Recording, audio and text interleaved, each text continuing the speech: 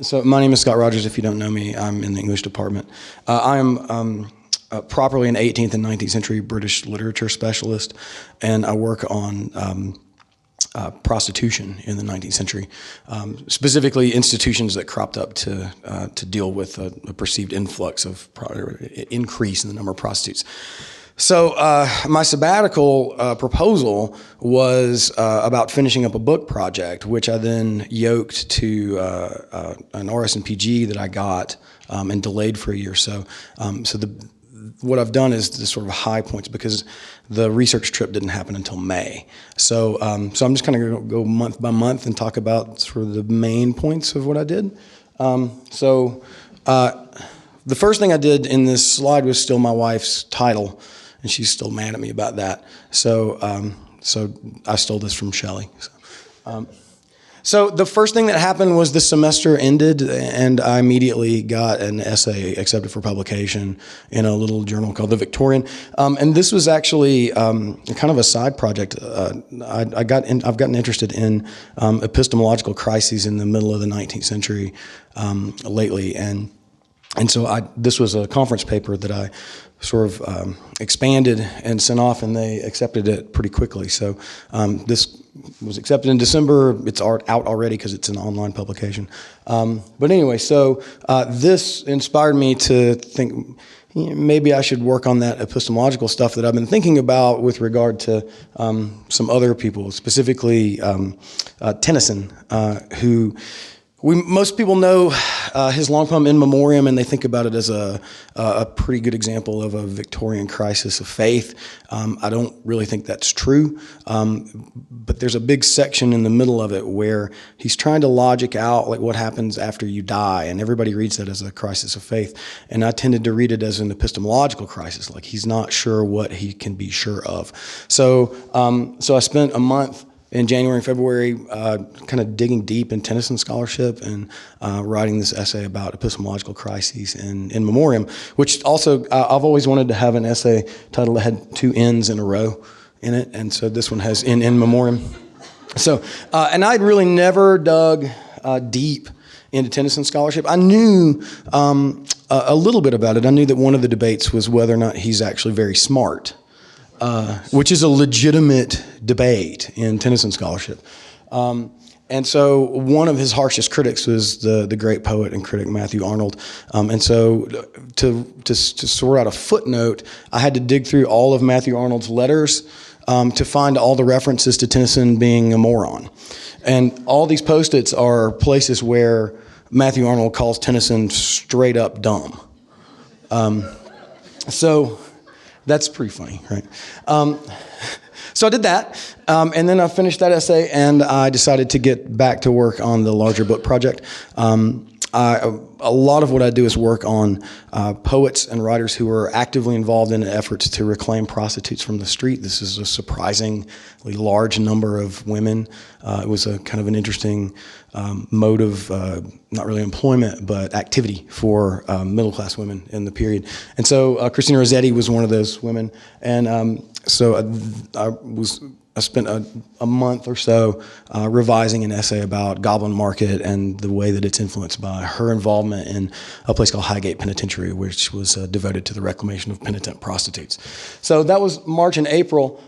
In May, I went to London for most of the month, where I worked in the Barry Reading Room of the Royal College of Surgeons, where they had 65 boxes of material on the intake records of the London Lock Hospital, which was on the back end of the Lock Asylum, which was used to treat patients with venereal diseases. And so on the back end, once they got treated, they came out and they went to an asylum where they could get retrained and sent into service or something like that.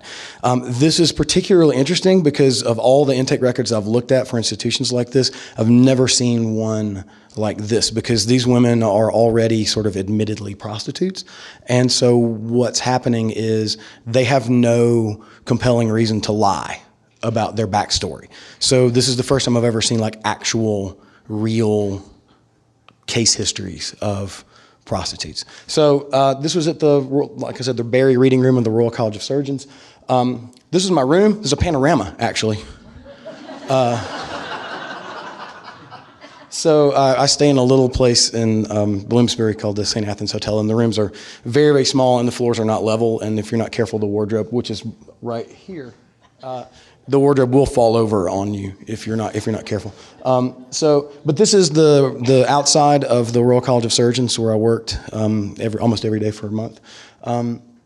Most of the time when I go to England, people think I'm working in places like this, but I'm actually working in places that are much closer to like the Weber County Library or smaller. But this was the first time that I was actually in a proper archive with antique furniture and book-lined walls and all this kind of stuff. So this grand staircase dumps you out right here. This is the door. They wouldn't let me take pictures because people pay to come take pictures of this room. It's so spectacular. So that's the view from outside. I snuck a couple. But the problem was that the librarians were literally like 4 feet away from me and they're watching me with an eagle eye. So, so you can see the sort of book-lined stuff and these amazing intake records, handwritten intake records.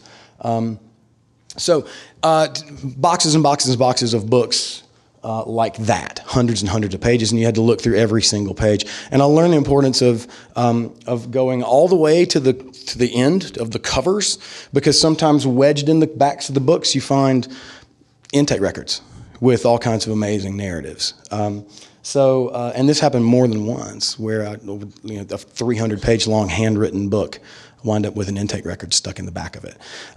So lots of that, lots of stuff like this. Which is a report about a woman's performance in the Lock Hospital. She has, what is it? She is ignorant even of moral duties, and claims not to know right from wrong. Right. So there's all kinds of really fascinating stuff like this by their overseers in these institutions. So lots of handwritten records like this. This is actually for a file, so these are easier to read.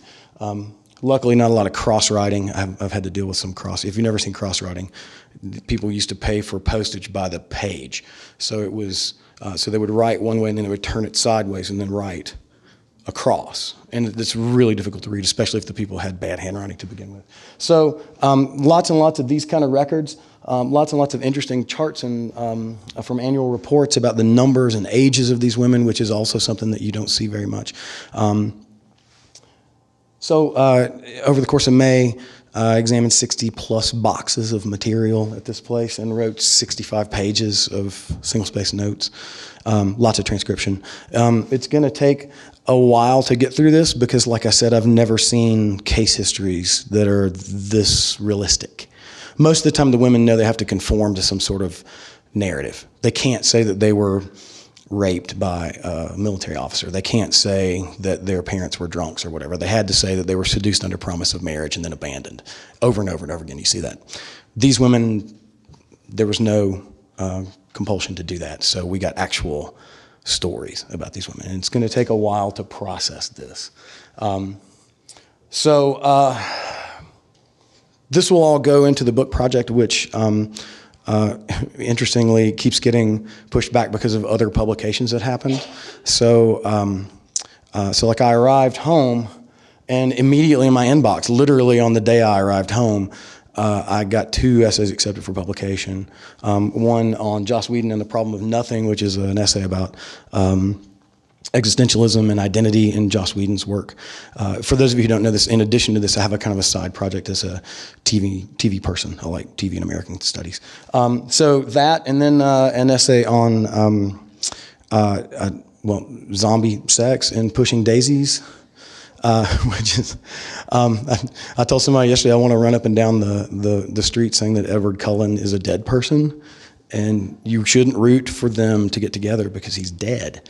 Then I say about Pushing Daisies. If you've never watched Pushing Daisies, it's about a guy who can reanimate dead things. And one of the things he reanimates is his girlfriend, who is dead. And so you spend the most of the show like rooting for them to get together, which is very strange and creepy. That was immediately when I got home. And so the end of my sabbatical was getting home to two publications in my inbox, and then suddenly revisions and deadlines to meet. So hopefully I can get around to processing all the stuff from the trip in London. But other than that, that was my sabbatical.